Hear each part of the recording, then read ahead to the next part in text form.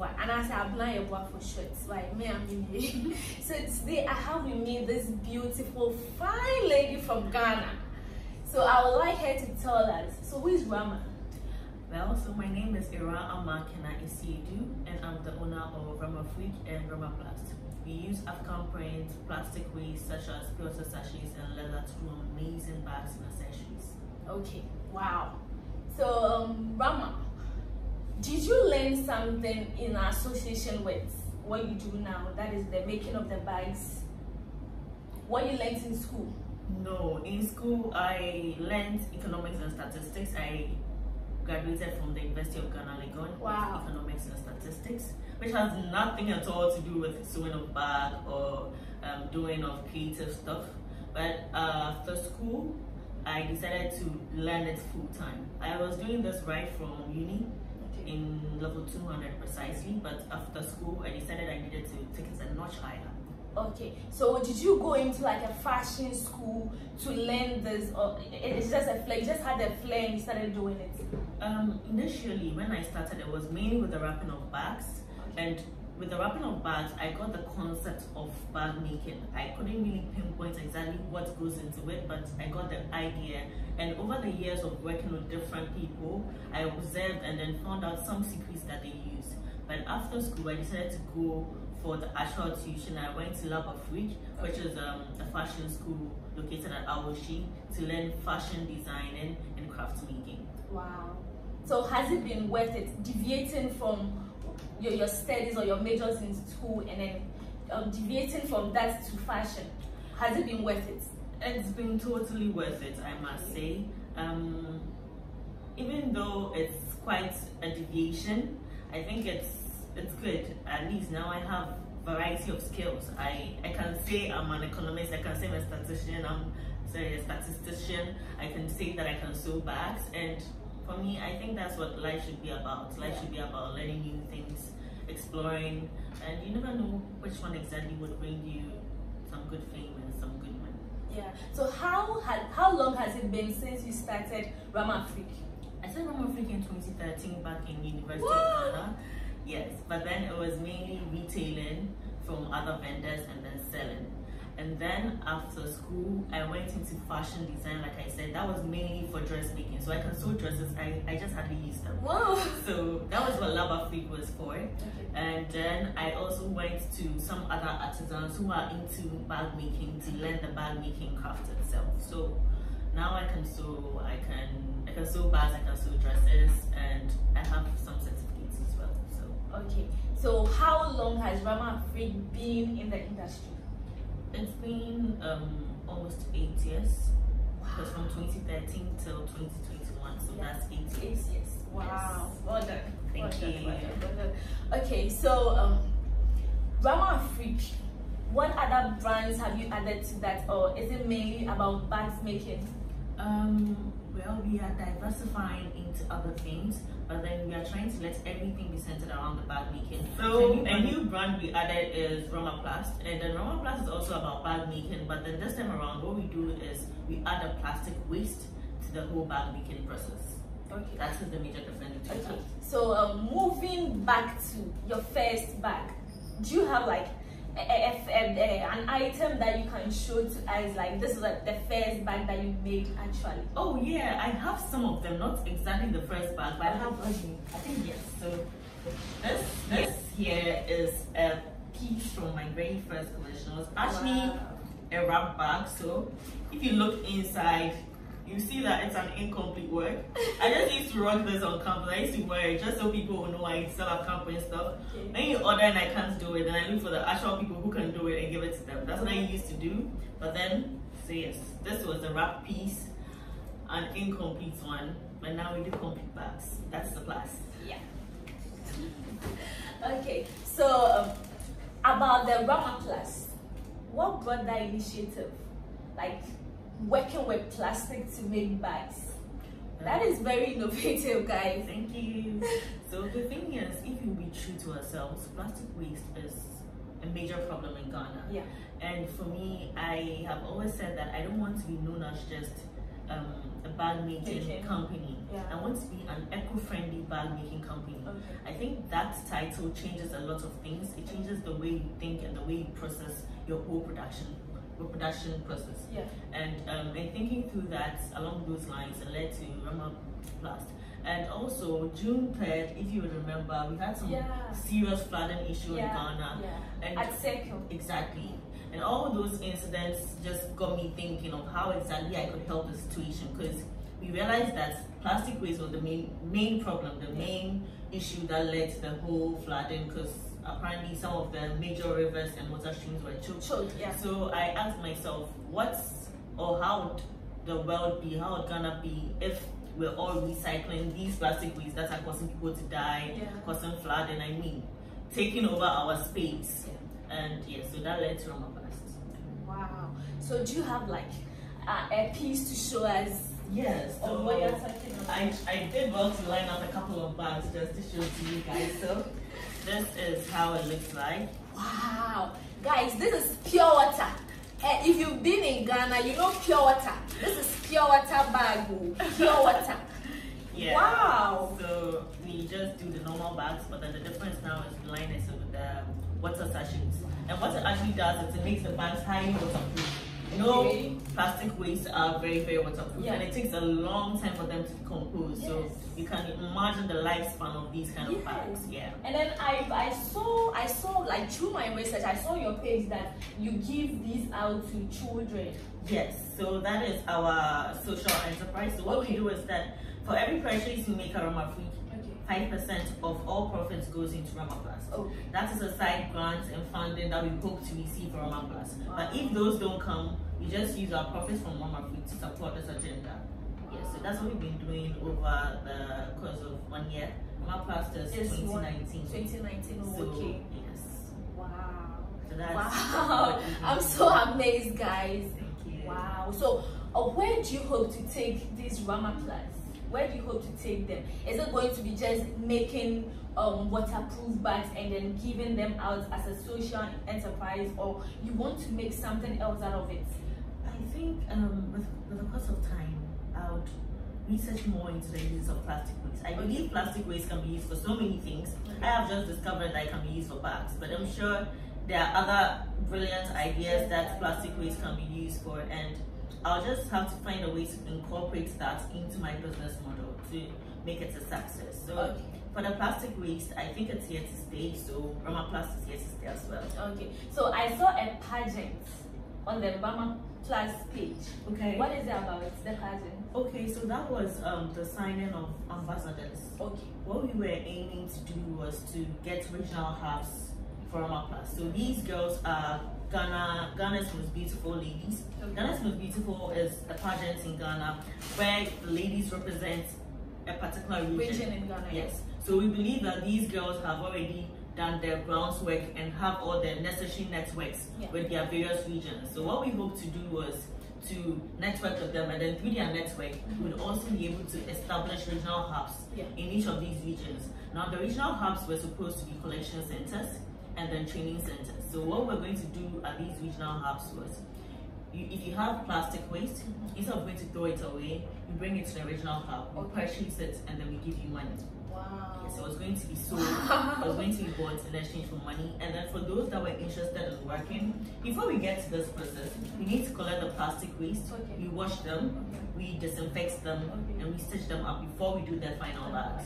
So now all these phases create so many phases of employment for people. So what we're going to do at the regional hubs was, after we purchase these plastic waste, we're going to employ people in the regions, to wash them and to do all of that. So all of that was ongoing until COVID came, and then everything had to come to a halt. COVID? Yes. Everything had to come to a halt. So how have you been a Ghanaian entrepreneur? How has it been like for you? Okay, so being a Ghanaian entrepreneur has been interesting. I have had my downsides and then my good sides as well, but generally I would say that Ghanaians are very supportive of their own. That is one thing I've come to realize, because I see people who market me just because I'm a Ghanaian brand, or just because, oh, it's a Ghana lady doing something, and they're just ready to help in so many ways. I see people contacting me about Ramaplast. How can we fund? How can we make it better? Even though often the responses are not very positive, they are willing to help, but you can see they really don't have the means to help. But for me, I think the thoughts counts a lot. The fact that they've thought of the brand and thought of making Ghana a better place is a good thing for me. Hopefully with time, people will make promises and then fulfill them. Yes. So have you taken part in any government funding initiative? Yes, I took part in the presidential pitch. Wow. I was a part of the top 20, but I wasn't selected to be a part of the top 10 who got the opportunity to meet the president and then get the funding. But then for the top 10 people, we're given a certificate. Maybe I'll show it later on. Yes, we are given a certificate, and that's an honor as well. I mean, another time I'll win, but for now, I'm proud that we are proud of you already with what you are doing. So about funding, you mentioned about funding. Have you been getting like NGOs and other people coming in to support? Sincerely, I haven't gotten any of that. I have been applying for grants though, so for me, I feel like it's all about positivity. I believe somehow the help is going to come so far as I'm looking for it. As far as I'm looking for it at the right places. So please, if you know any way that I can get funds or grants. So I wanted to find out if someone should come in to like give you funds to maybe make more product or produce more of the Ramaplast bags, but take a part in the company. Would you like to agree to that? Well, because we have to like see our options. That's true. That's true. Well, I think if I get to that river, I'll definitely cross it with my team. We'll definitely find a way out. So yes, if you are interested in any of that as well, hit us up. We'll see what we can do. Definitely. So do you have like a workshop that you can teach people who want to learn about all this? Yes, we are still putting together the physical workshop where you can actually walk in and then we do the training for you. But for now, we have an online training session, which is the Rama__ workshop. That was actually formed not long ago, and the whole motivation for this was COVID as usual. COVID has had its bad sides and good sides, to be very sincere.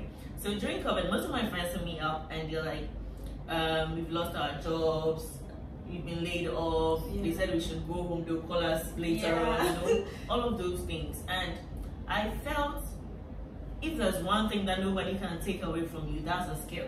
Because it's with you. You decide when to let it go. Exactly. So I believe if everyone could learn a skill, an extra way of making money, it's going to be a plus. Because you never really know when there would be trouble, when you would have to be laid off, or when something would have to shake the system for things to move differently. Just as COVID hits. Exactly. So with a skill, at least you know that I can do something else while I wait to be called back. Because I'm not against the 9 to 5. Even though I do entrepreneurship full time, I believe that we are all not born to be entrepreneurs. No. Yes. So if 9 to 5 works great for you, that's fine. The aim is for all of us to succeed eventually. So if 9 to 5 works for you, you can just learn the skill as a part-time thing. Like I was saying, you never really know what will happen because 9 to 5 is a system that's run on its own by other people. So you really have little or no control over it. So yes, Rama workshop, you should all follow it and just stay tuned. Maybe you can learn a skill or two from that. So to chip in to what she said, in a typical Ghanaian home, you have parents like back in the days being on the women, go and learn a skill, go and learn sewing, go and learn how to do this. And back then we feel like they are worrying us like but now we are going to school, alright, we are acquiring all this certificates and all this knowledge, but we still come back to the skill because it's important. That's true. Because she did a coins and now she's making bags. Not to look down on the bag aspect because she's making money out of it and she's a CEO. She's an entrepreneur, on her own, running her own business at her age, at this young age. So you shouldn't really look down on all these people trying to make a living or trying to make something out of what they do. So can you take me through your creative process? Is it that you wrap the actual bags that we have there with African cloth, or you start from scratch to make the bags that you do? Oh, the wrapping process was way back when I started Rama Freak. That was about 7-8 years ago, but now we've evolved and grown. So in the growth process, we now do the bags from scratch. So every single bag that you see here was built from scratch. You don't wrap it anymore. Wow. So right now or currently, we have a lot of people doing this made in Ghana goods and products. Do you see any of them as a competitor? Not that you have to mention their names, no. But do you see any of them as a competitor, and how would you like meet that standard of competition? Sincerely, I keep saying that my only competition is myself. I strive to be better each day. So if yesterday I was wrapping bags and today I'm doing full-blown bags, for me that is great success. But that is not to eliminate the fact that there is competition, because there is competition. And competition is important because it keeps you on your toes. You realize that people are doing great too, and it keeps you on your toes and reminds you that you are not in this industry alone. You can lose your customers any day because there are other people doing the same thing, and it helps you to seek for perfection in all that you do. So that's how competition helps me. Sorry, let me repeat that. So that's how competition helps me. Competition helps me to forge forward and then look forward to doing the very best of products for my customers. Okay, so let's make this scenario. So I'm a customer, all right, and then you are Rama Freak. Sure. So I ordered online.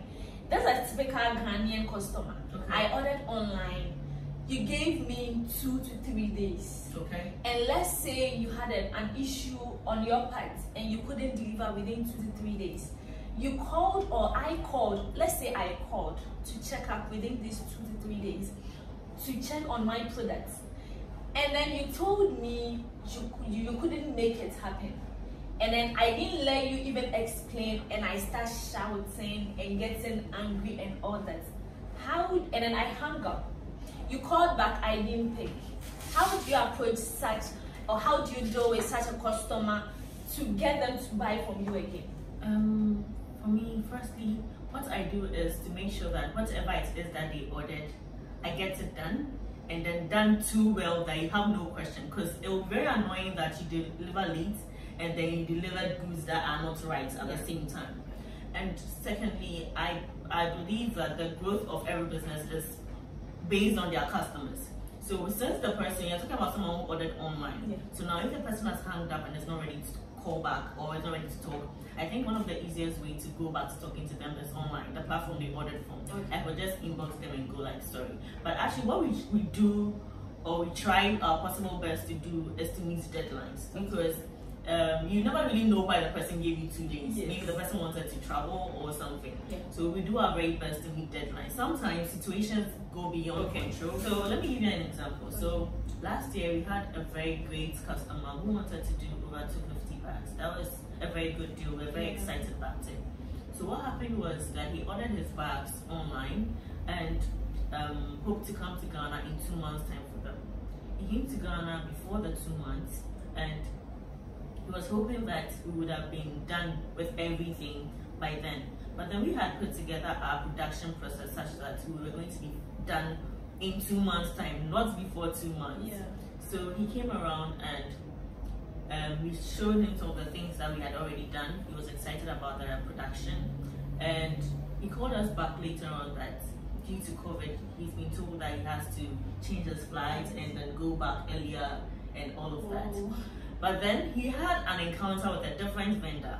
What happened was he had sent money down to the vendor to do the production, and the vendor had used his money to do another person's production, hoping that he would get the money back before the 2 months to do his work. But then here's the case where he's in Ghana before that. And this man was not ready to understand that I have done part of the job and it's left with part of it. He was angry with that man and concluded that Ghanaian businesses are not serious, and just it was a whole mess. But we were able to resolve it, luckily. But it was quite an experience, because human beings are have emotions. So sometimes you can't blame him for being angry at someone and then thinking you're the same. But you would have to try as much as possible to make the difference, and that's what we always try to do. Yes, quite explained. Currently, have you applied for any grants that you are looking forward to? Well, yes, I have applied for the Affidback grant. The process is still ongoing. I'm hoping for the best. Yes, I did my best. I'm hoping for the best too. And I've applied for some other grants back then. We applied for the Cosmos Climate Change, but then we didn't go through because it was mainly tech-based when we did the application. So every grant has its target group. Yes, it has its criteria. So you can be in the eco-friendly space or the climate change space, but then they can be targeting climate change in tech or climate change in a particular thing, not through production. So yes, it's not all grants that you might be eligible for. Yes. So these are some of the grants I've applied for. So currently we are still in the Affidback process. So we are hoping for the best. Okay. So have you won any awards? Yes, so there's this beautiful one right behind you. So this is the National Customer's Choice Awards. Wow. So what happens is that they go to your page and then check out for some potential customers or do your comment session, or you can give them some brands you work with. So they do a background search and ask questions from these customers, their experience with Rama Free, and generally I was glad that I had a very good review. Wow! Lots of people seem to like the customer's choice. Yes. So the fashion and accessories. Yes. Brand of the year. Wow! Thank you. Wow! Then you must be good in customer service. Thank you. Then we'll bring in the anonymous. Yeah. So it's been good. It's been good. So customer service. So Customer Choice Awards was mainly in reference to the customer service itself, and then customer reviews, and then the products. So if you can be producing products, but then your products are not things that customers like. So if you are producing nice products and your customers don't like it, you wouldn't be fit for the National Customer's Choice Award. And then if the reviews on your products are not good, you wouldn't be fit for it. And then if your customer service is terrible, it's a no-no for them. So I'm glad that I aced there. At least I have this award to show that we are doing a good job. Yes, we are really doing well. Thank you. So being a female entrepreneur, has it been a challenge for you in this industry in Ghana or Africa? Never know. No. I keep hearing people say being a female entrepreneur is difficult. Yes, it is. I mean, being an entrepreneur is generally difficult, male or female. But for the sewing industry, or for the bag making industry, it's dominated mainly by men. That's for the bag making industry. But the fashion industry is generally a women's industry. So if you are in the fashion industry, you're already in the women's field. So you don't have so much competition from men and all of that. Even though men do exist in the industry, it's dominated by women. And for being a female entrepreneur, I think it's been good because people look at you and they are amazed at how far you've come. People are ready to help female entrepreneurs. Okay, well, in my case, I have people ready to help my brand because they feel, oh, you're doing this full time and like you're trying your very possible best to be good at it. So let's support in one way or the other. So for me, being a female entrepreneur has been. Our products have tags. This is our tag. It's a black leather with a white printing on it. So let me do the consign. Let me show it to you guys. See, let me see the Rama Afrique. Yeah. Okay. Thank you very much.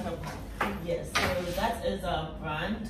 Anywhere you see that label, please do well to patronize because then you are helping provide free bags to children somewhere in Ghana as well. Yeah, so she would like to show some of her products, like what she goes into. And look at this bonnet. Charlie. This girl is talented. Hey! And this one is a pouch. Yeah, it's a lady's purse. Okay. Yes, the magnetic closing. Wow. So girls, you can rock this anywhere. That's true. That's true. We also have this. It's called the Kaya bag, and it's made out of woven cane. and then African prints. Wow. Yes. This is actually one of my personal favorites. I love it so much because of the work that goes into it. Yes, and it's an absolute favorite. Yeah, all the sacrifices you know. And this was a purse. Yeah, this is just a simple purse. Okay. Yes, for your phone can fit in, your money. Okay. Yes, it's quite it's small but mighty, like they say. So yes, this is how it looks on the inside. Yes. Yeah. Yes. And we also have this. Yes, this is our African Map Handbag. Wow. It's made of wooden handles, as you can all see. Very classy and nice. Mother's Day is coming up, so please do us patronize one for a loved one. Yeah. Yeah. What else? I think they didn't really see the school bag wall, so let's show them the Rama. Oh, okay. School bag. So this is one of our school bags, one of the models of our school bag, and it has a flap closing, and then this is the very interior. Spacious. Yes, with a zip. You can even fit a laptop, right? Yes, it can fit a laptop. So we are yet to, it's actually an incomplete bag. Okay. It's just left for us to create the holes where you can just pull it like a drawstring. Yes. But even without the holes, you can see that it's a very, very, very beautiful bag. Yes. High quality also. Yes. Wow. And this right here is one of our backpacks. Wow. One of our backpacks, and this is how it looks. It has a front pocket.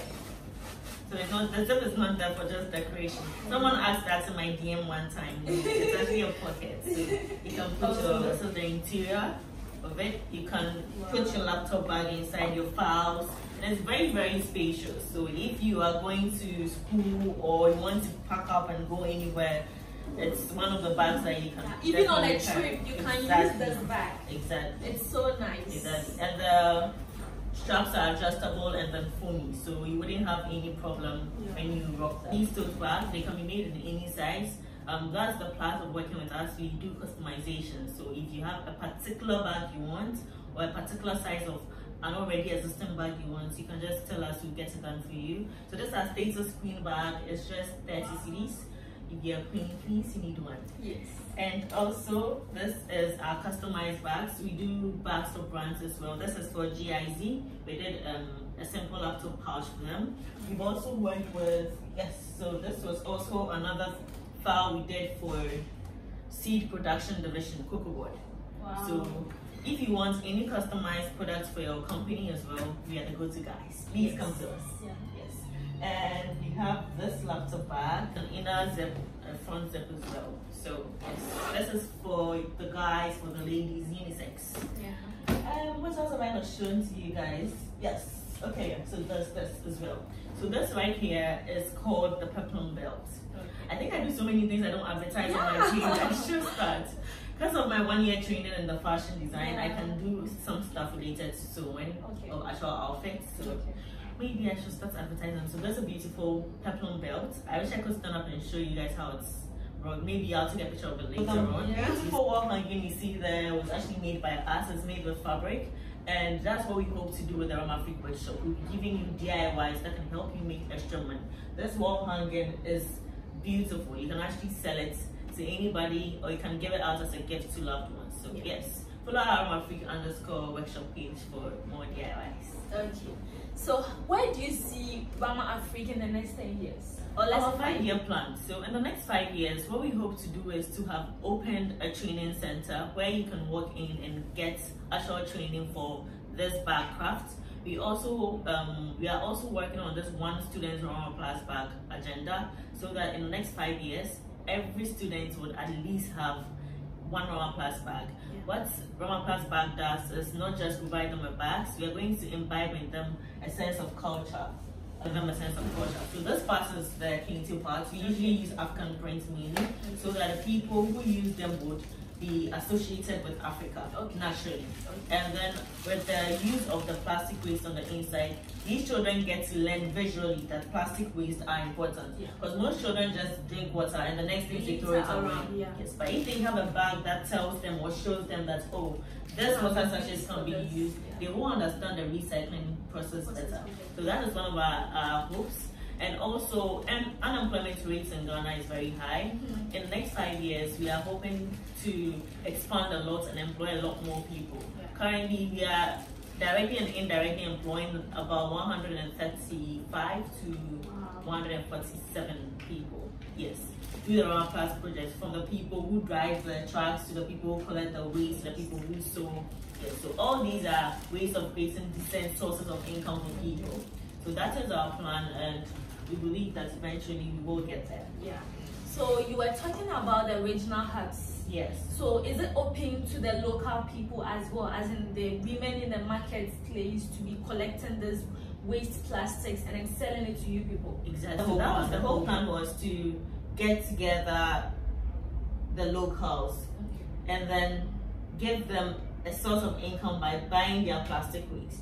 So what we realized was that if we take the school bag and give it to one student in school, now he or she will naturally go back to mommy and go like, "Mom, and talk pure sachets," you know. Naturally, they would end up being the collectors of these plastic waste. And children are always playing; they would always find plastic waste. And parents will now be motivating their children. Like, if you find a plastic waste, bring it home. Exactly. Yes. So that was the whole process. That was the whole thought. But so many things didn't go as planned.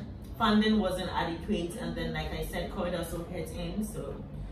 But we are still putting it together. We will definitely do that. Definitely. It's a really good initiative. Thank you. Because you go out there and you see all this plastic waste, and then currently I've been seeing these elderly women picking up the plastic waste. Yes. So if you guys can go into town, all those marketplaces, and locate those kind of women and buy it from them, because as we are talking now, those people might not have access to the internet or to maybe television to know about this project. Yes, that's so true. Yeah, so if you guys can also go out there and then buy from them, like direct hand, buy from them whilst they pick and gather those things, I think it will also help them, for them to be aware and create that awareness to others that this is what's going on, so people can easily locate you and bring those stuffs to you. That's true. That's true. That's the essence of the regional hubs. The regional hubs are supposed to be opening centers where these women can just walk in, you bring your plastic waste, and then you just take your money based on the weight or whichever system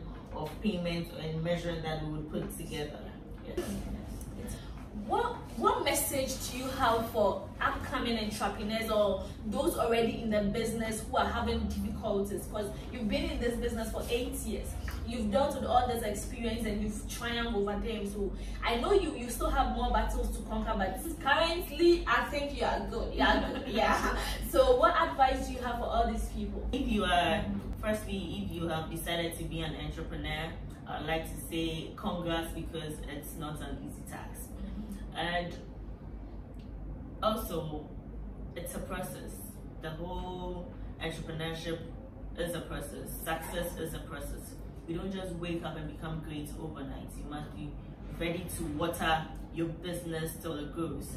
I don't even see myself as a grown business, because every single day you get to grow. Like there's a next step after the first growth step, and that's what I feel everybody should incorporate in their business as an entrepreneur.